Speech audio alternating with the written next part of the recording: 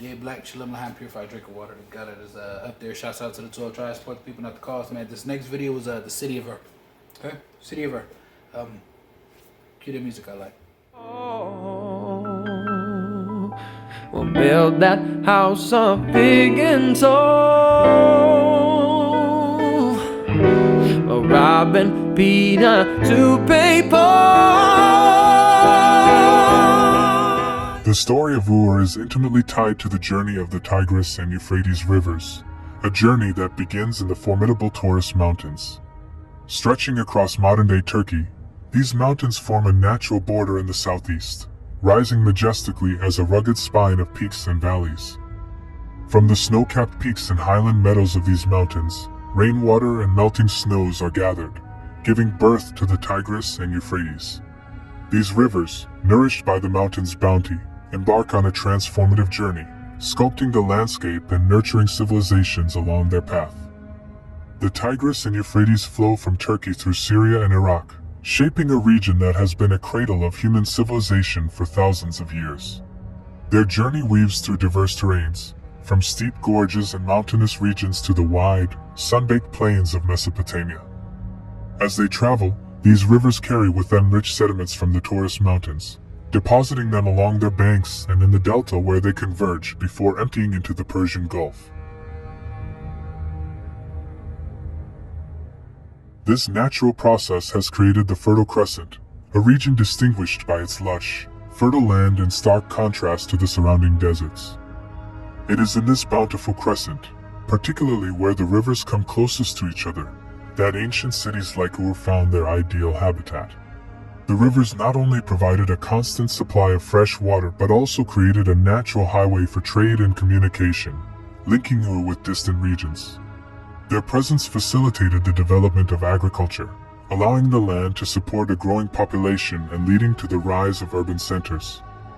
In this confluence of geography and hydrology, the foundations for the city of Ur emerged, a testament to the harmonious relationship between nature and human ingenuity. The rivers, flowing from distant mountains through diverse lands, brought life and prosperity, setting the stage for one of the earliest and most influential urban centers in human history. The rise of Ur, from a modest settlement to a thriving urban center, is a story of human adaptability, innovation, and societal evolution, deeply rooted in archaeological findings.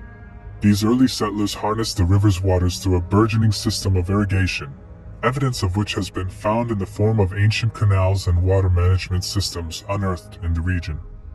The agricultural surplus, revealed through analysis of ancient grains and seeds found in the region, allowed these communities to support larger populations and facilitated the specialization of labor.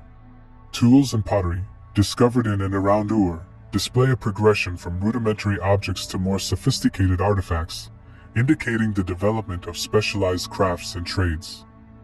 As these settlements grew, they gradually merged and organized into more complex urban centers. The layout of Ur, revealed through extensive excavations, shows a planned city with distinct areas for administrative, residential, and religious activities. This level of urban planning suggests a sophisticated understanding of city management and social organization. Ur's position on the trade routes, inferred from the diverse array of goods found in its ruins, including materials non-native to the region, points to its role as a trade hub.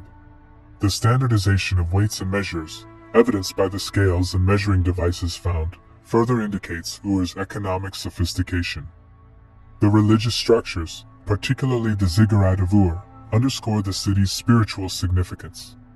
The artifacts and art found within these structures, including statues, carvings, and musical instruments like the lyres of Ur, reflect a culture deeply rooted in religious and artistic expression.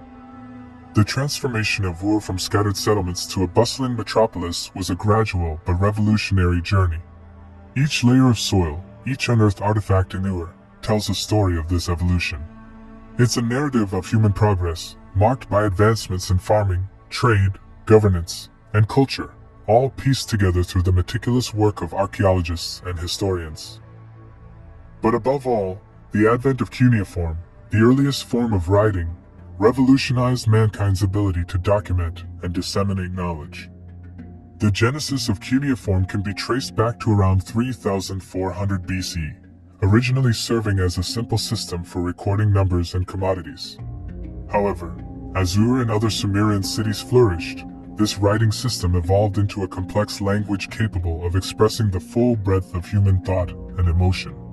Cuneiform was not just a Sumerian achievement, it was adopted and adapted by various cultures over millennia, including the Akkadians, Babylonians, and Assyrians.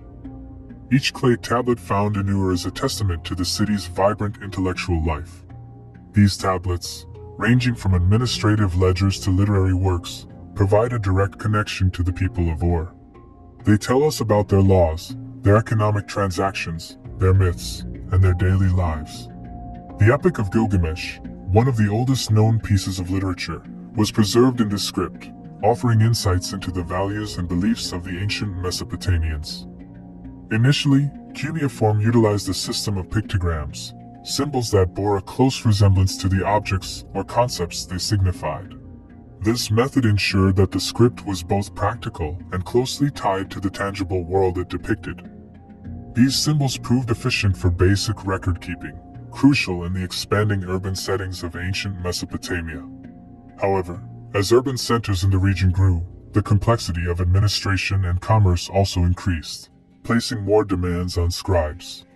This necessitated a faster, more efficient writing system.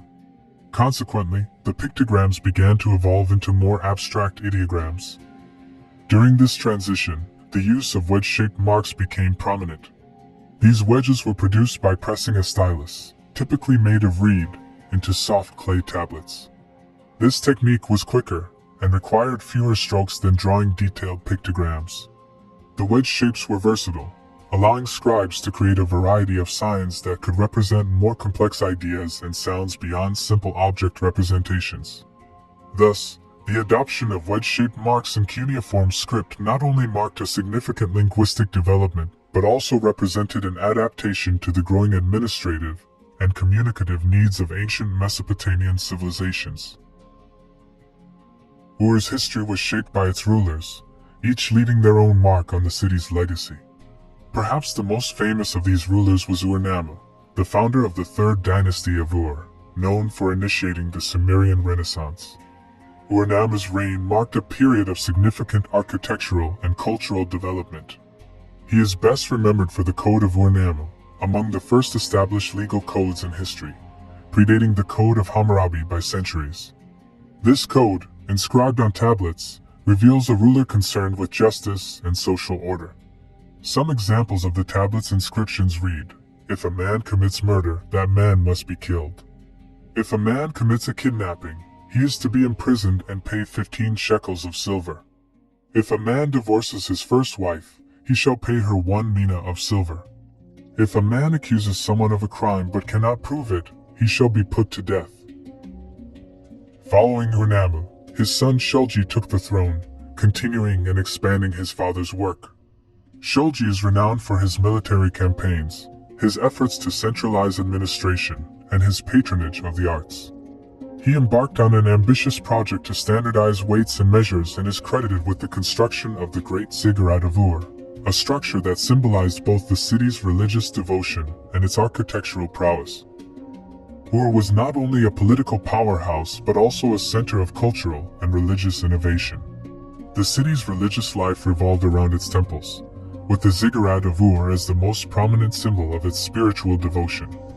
Dedicated to the moon god Nana, the patron deity of the city, the Ziggurat stood as a bridge between the divine and the earthly realms.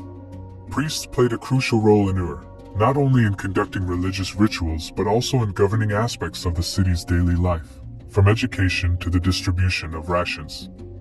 Art and music flourished, as evidenced by the discovery of the lyres of Ur in the royal tombs.